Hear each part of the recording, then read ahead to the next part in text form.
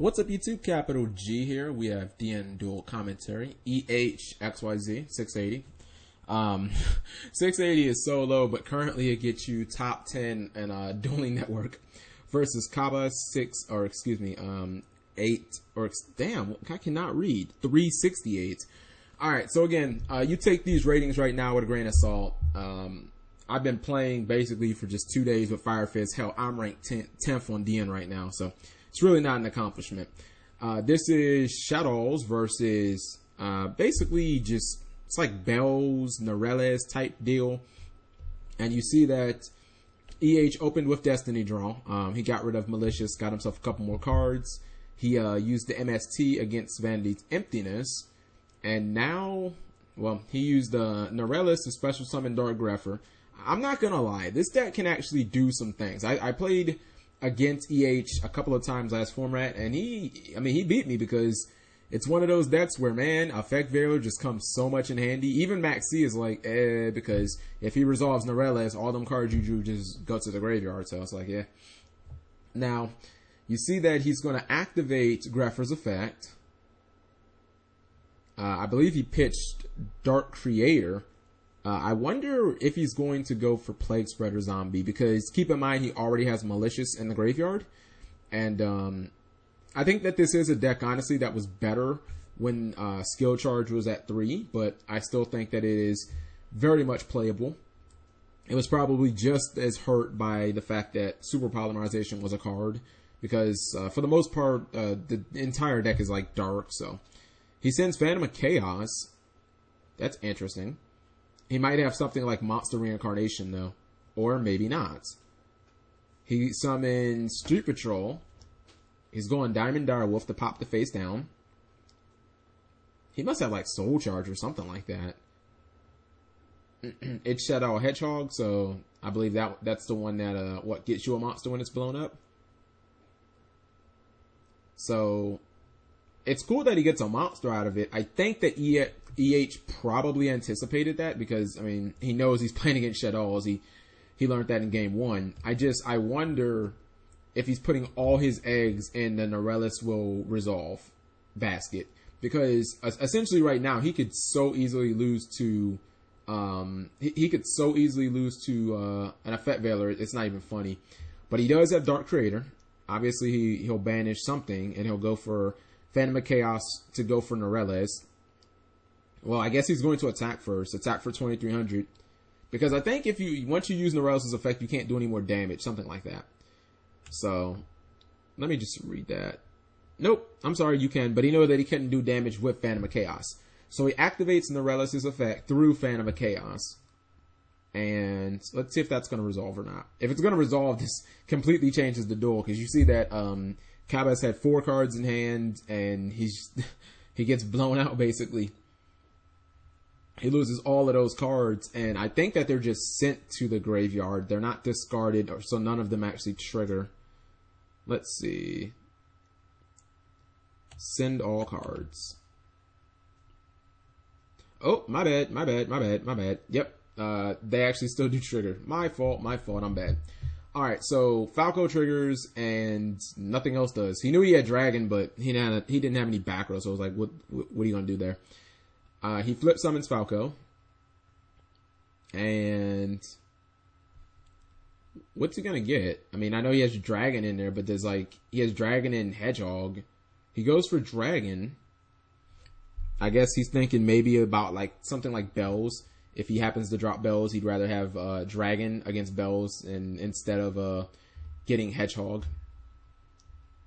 Oh, right? Where Hedgehog just doesn't help you kill Bells at all. EH summons Armageddon Knight. Now maybe he'll dump Plague Spreader Zombie.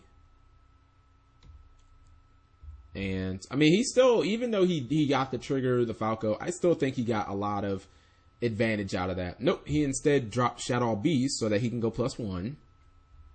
I still think that he got a pretty good deal out of that Norleras.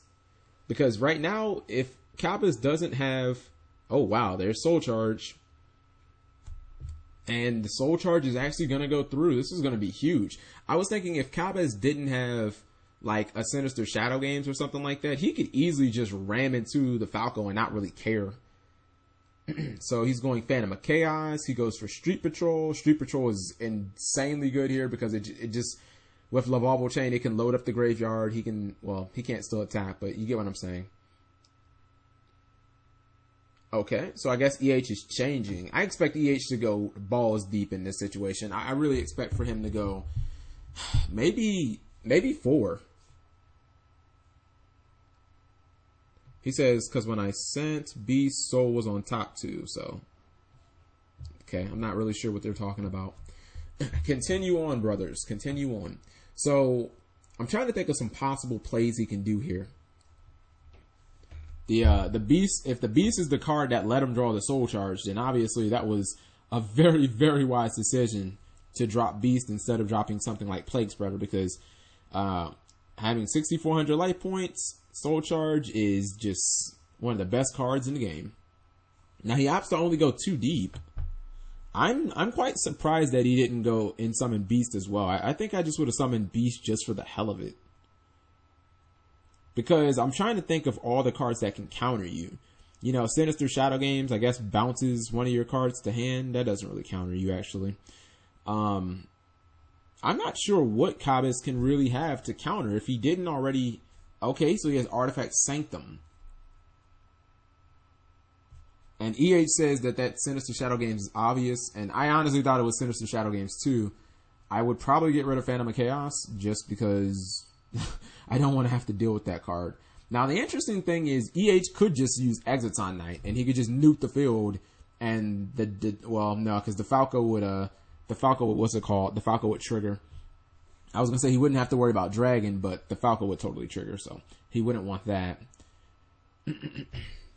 Okay, so I guess he does want that. He is going for Exits on Night. Dragon is not going to do anything because he has no back row. Falco is just going to reset itself, which isn't the worst thing. It's not the best thing either. Yeah, it's really not the worst thing or the best thing. I mean, he could flip summon Falco. He's not going to. And at this point, I'm not really sure what either player is going to do. I think Kaba is obviously you just leave Falco just set because there's no reason to flip it. I'd rather just wait until it's attacked and then decide what I want to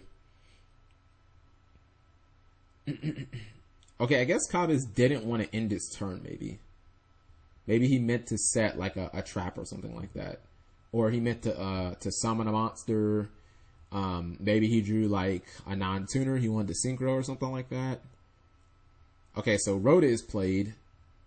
I think all EH plays is. Oh no, he plays Diamond Dude as well. That's right. I was gonna say Armageddon Knight and Dark Grepher. There's that Plague Spreader, which could be game breaking.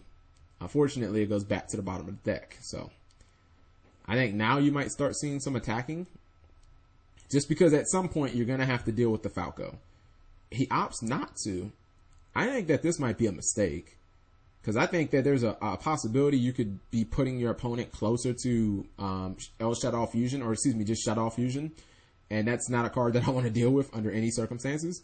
Like, I feel like if he gets Shaddoll Fusion, you might get blown out. And I would just be trying to do some type of damage right now. So, what is Cabas going to do? Whatever mistake that he says that he made in his last turn, now is the time to correct it. And above all else, he needs to kill Diamond Dude. You don't want your opponent potentially getting free Regekis and shit off of that. Now, this is interesting. He can now go for Goyo Guardian. He could totally attack over the Diamond Dude. He could snatch, steal it, and then he could activate its effect. That would be interesting. I don't know if that's what he's going to do or not. Okay, so he opts not to do that and just simply attack it. I guess he wants to really keep that Falco effect live. Okay, I guess he's not going. Okay, so instead of attacking Diamond Dude, he's going to attack Exits on Night. They both die. But in the process, he does give his opponent more chances, I guess, to use Diamond Dude's effect. I don't know if I'm comfortable with that. So Dragon is set, which doesn't do a ton, honestly. Unless he has Sinister Shadow Games, then it does a lot. No, actually it still doesn't, because Dragon is not a card that I want flipped. It's not a card that I'd want to flip. I'd want to flip Falco. So Falco gets rammed. He is going to get a free Rhoda, by the way, during his next turn. Falco dies. I think we're seeing a little bit of mismanaging from both players. Just a little bit. And he's going to pass. He knows that Cobb is basically... I mean, what's he going to do? He's going to bounce Diamond Dude? Like, I don't know how optimal of a play that is. Unless he can capitalize and, like, try and push in for a ton of damage. He could actually do that. Wait. If he goes Dragon and he spins the Diamond Dude to the hand, and then he dumps Hedgehog and searches like a Squamata, he can attack, and go into Cowboy. Or no, if he goes Dragon, he could attack, and go into Cowboy. I think that's enough damage. 19, that's 38 plus 800. Yeah, that's 4,600. Actually, it doesn't matter. He could do it with Squamata as well, as long as he goes into Hedgehog here. If he dumps Hedgehog and he plays Cowboy, he will win. He dumps the Hedgehog. And the question is, does he play Cowboy? Because if he does, he'll totally win. I think he's going to search his deck for Squamata. Okay, or he searches Dragon. Same thing, basically. As long as he plays Cowboy, it's all relatively the same, because all he has to do is attack, Cowboy, and that'll just be game. Unless he has like Super Poly or something like that. That'd also be game too. Okay. No, actually he wouldn't be able to use Super Poly. Not in this situation, but he still can just do what I said. He can attack, Cowboy, win. Is he gonna show him Cowboy? Or does he not play Cowboy? I mean, I'm always unsure, because Shaddoll's the extra deck is so tight. The extra deck is always so tight with Shaddoll's. If he doesn't have Cowboy, I'm not sure that I go for that play, because now it's like, what are you gonna make here? What do you? I mean, outside of like Giant Hand or something. And keep in mind that EH has a free Rhoda, so that's relevant. He doesn't have Cowboy, which I wonder why he went so hard and went so freaking balls deep to leave your opponent with 600. Your opponent can totally come back from 600, unless he has Vanity set. If he has Vanity set, then obviously you're still in good position. Yeah, if you have Vanity set, then the play made sense, but I probably would have felt a little better if you went Vanities, if you went Master Key Beetle, but I can understand why you necessarily don't. Alright, so D-Draw is discarded. Or Diamond Dude is discarded so that he can draw more cards. And now he's going to go Malicious. Uh-oh, he's letting him do it. This can be bad, because it's not exactly the most threatening field on board with double dragons. Okay, so he's going to go for a level 8 Synchro. What do I like here? I like Bells. I think I like Spark Dragon. I like Spark Dragon and Bells. Maybe even Red Heart Archfiend too. Alright, so he's going to make a Bells. He's going to put a card on top of his deck, obviously, so that he can summon Plague. Don't be surprised if the card he put on top of his deck was another Malicious. In case he drew it. He's going to then summon another Malicious. And he'll be able to go double Bells if he wants. I mean, one Bells I can conceivably see him getting rid of, D-Prison, stuff like that. But two of them, I don't know.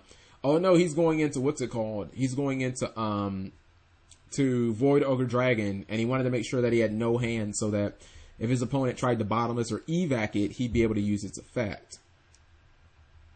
And with Kabis having no hand, you know that Super Poly is not a legitimate threat there.